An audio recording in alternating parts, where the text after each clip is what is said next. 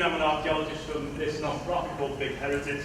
You really want to give our Twitter follow because we give away free stuff on Twitter for schools all the time.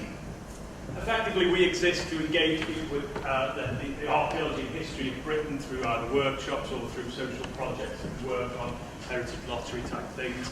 And I'm here today to have a look at how we can engage in our classroom, our local archaeology, our local history. I'm going to try and focus it on around the Cheshire Merseyside region, presumably because most people will do that. I'm going to show you a quick few resources and hopefully give you a bit of an archaeology lesson. I feel like somewhat deflated from the amazing Xbox graphics. As you'll see, this is a PowerPoint white screen with black text, which suggests I've done this about an hour ago, which is not far off the truth. Okay, so what's in the name? One of my most precious things of history and archaeology is looking at the place names of the places we are from. They tell us so much more about the past than you can understand, and the bonus about place names is that every place has one. Every place can connect to a specific point in history just by examining the names of those places. So I'm going to fly through, but essentially we're going to look at pre-Saxon names, so names prior to the Anglo-Saxon incursions into Britain, so namely Roman or pre-Roman names. We're going to look at Saxon names, which are mostly in Old English, Old Norse names, Viking names, and then names after that period. And this is where it gets interesting. If I go shining on this. Here we go. So these Saxon and Viking names make up the bulk of them, but as we'll see, there's still a little bit we can learn from before and also after. So very quickly, we've got pre-Roman names in our area, in our country. I'm going to fly through this kind of educational bit for you to go home and have a look yourself and then show you how you can do it in the classroom. So we have a lot of rivers which have these pre-Roman names, things like River Dee. Avon itself means river, and everyone knows what the Welsh word for river is. It's Afon, and this is this kind of Celtic, if you like, British language. The reason why the rivers seem to last so long as place names is the fact that they're not in one location. Rivers go right through the country or right through large areas, so they tend to keep their names rather than being renamed. You name the river at one end of it, someone still might call it something different at the other, and they tend to keep their old names. We get a lot of hills which have these pre-Roman Celtic names. Bree is one of these place names, which means hill, so anyway, the Bree element of it means hill. Interestingly enough, this is what we can learn a little bit about what happens when the Anglo-Saxons arrive. This Don place name is an Anglo-Saxon term also meaning hill. They turn up and they say, well, these British, these people here call it Bree, but there's a hill, so we'll call it Breedon. Not realising Breedon just means hill. And then a bit later on, someone goes, oh, it's Breedon, but it's on a hill, and they don't actually understand that Breedon means hill, so we get a really nice name, hill on the hill. We have some other earlier place names. We've got this Chester element of Manchester. This is an Anglo-Saxon term, Chester. It just really means Roman fortification. So we've got Manchester, Chester. Anything with that Chester element just means a Roman fortification. Mamucium. Basically, the Mamucium is a British element. It means breasts, simply because Manchester was on a breast-like hill.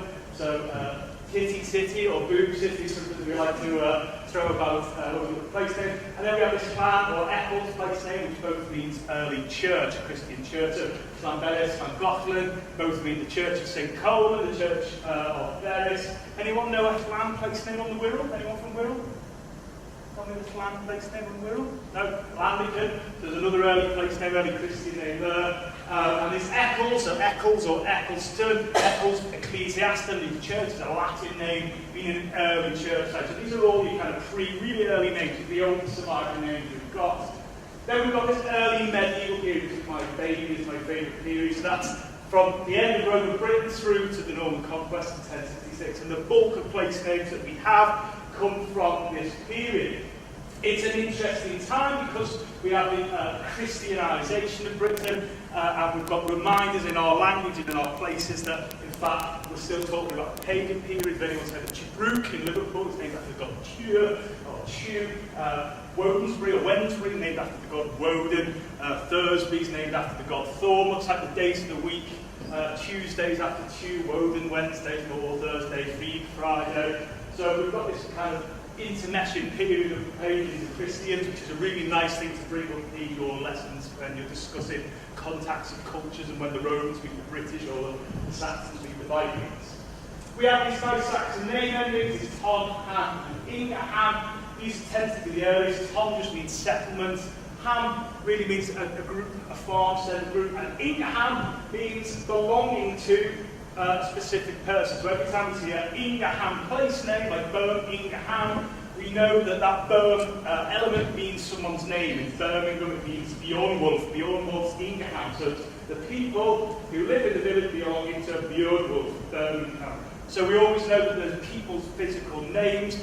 Bromborough, for instance, in Wirral is named after someone called Bruna. We go to Liverpool, Toxteth, Croxteth, they're both named after Crocky or Tocky. So these can all be, I'll show you how you can find this out in a minute, you can connect it not only to cultures but to individual people and original landowners. We've got some really nice northwestern Viking influences in our place names. So these BY, which means farmstead, and actually should be pronounced Boo instead of B, but Irby, Kirby, West Kirby. These BY means farmstead, but it reminds us that we have this Viking Norse incursion in the 10th century. Anything with Kirk on it is always tends to be a Norse name, it just means church. So Kirby, let's put those two together, is very simply the farmstead settlement with the church. Ormskirk, Orm means is a name of a man, so Orm's Church. And we have things like Thwaite, field names like Thwaite, which basically means clearing of land.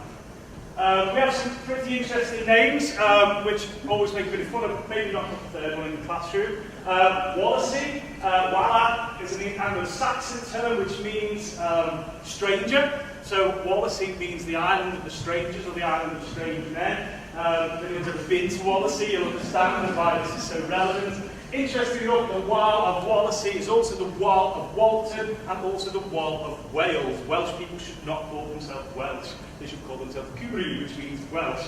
Wala means foreigner or stranger, so to call yourself Welsh is to call yourself a foreigner in your own country. Coldney is another nice interesting name. It either means the cold islands, which may be related to Hilbury Island, but it also might mean the cold arseholes. Another interesting one, very simply arsehole, I'm allowed to swear because that is the Anglo-Saxon term. And this lovely village here comes from this word here, Thwaite. So again, probably not put that one in your classroom, but it's an interesting how we can look at people's attitudes to people in the past, just from their place names. So very quickly, a couple of resources that you can use. You want to write these down. We're doing this in the classroom. It's a really nice IT exercise. Key to English place names, just very simply these salads. Just Google them. It's the easiest way to do it rather than writing down the address. This is a website that's set up by the Society of the English Place Name Society, and they've mapped every English, not Welsh or Scottish place name. So this is what here we are here, is Little Sutton, and it'll give you the breakdown. Sud in Old English meaning south, and Tom meaning enclosure of farmstead, South Sutton. So you can click on any of these, this is the Wirral into Chester, and that will give you the understanding and the origins of your place name. Sometimes you have things like Great Sutton or Little Sutton, and that will give you Magna in Latin, Great Harbour. That's what you originally called. Interestingly enough, if you ever get a place name that's got two compounds with someone's surname at the end, like Colton Lansley in Wirral, if you have a surname in Kirby Stephen, it's because after 1066, Northern Lords come in, break up villages into two parts, and they name the parts after themselves. So this is always a reminder that later name is the original name plus the family surname at the end. The next thing we're going to look at, this is just the best website for me on the planet, is what Google is Cheshire Tithe Maps, T-I-T-H-E Maps. This is brilliant for geography as well as for history. And effectively, you've got every single map of Cheshire from around 1836. What happens is, around this time, they start closing big open fields. And so the government say, right, we need to map the whole country so we know who owns what. Very fortunate for this area is the Cheshire County Council decided a while ago to digitise the maps, and now it's freely available on this site. You can put in the postcode, you can put the name of your village, and this is roughly where we are now in this school, this field here. You can click this button here, plot detail, and it will give you the name of the field, Bottom Head. It was owned and occupied by John Grace. It was 783 roots, 25 purchases in length, and it's in the parish of Easton /Stoke-Whitby. You can click on these buttons here, which will give you the OS map from 1910 and from 1875, and also an aerial map from the 1970s and 2000. So you can do something called map regression, print off 3 maps from 3 different areas, and go through the class and say, right, what's changed over the last 150 years? Can you work it out? Can you find this building on the map in the 1800s? Is it still there in 1910? Is it still there on the aerial 1970s? It's a fantastic, completely free resource. What you're also able to do is you click on this button here, search for tile apportionments. It gives you all the data related to every field, so not only gives you the number, the landowner, the occupier, but also what it was used for, what was grown on it, so you can learn a little bit about the agriculture history of the area you're from. If you're lucky, you may find some relatives on here too. Okay, the last site I'm going to show you is another cracking one. It's the Archaeology Data Service, or the ADS. Again, just Google it, it'll be the top result. This is very simply an online resource, an online database of all known archaeological sites and monuments in the whole UK. Again, it's postcodable, so you put in your postcode, what you're going to be given is from the nearest out to the furthest, a list of sites and monuments and finds. Again, what you can do is say, well, I want to look at World War I sites around Chester. So if you look at the specific period, you'll find gun sites, World War I gun sites, you can take it there. If you want to look at archaeological evidence for the Anglo-Saxon, you can pick Anglo-Saxon, put your postcode and it will give you your nearest.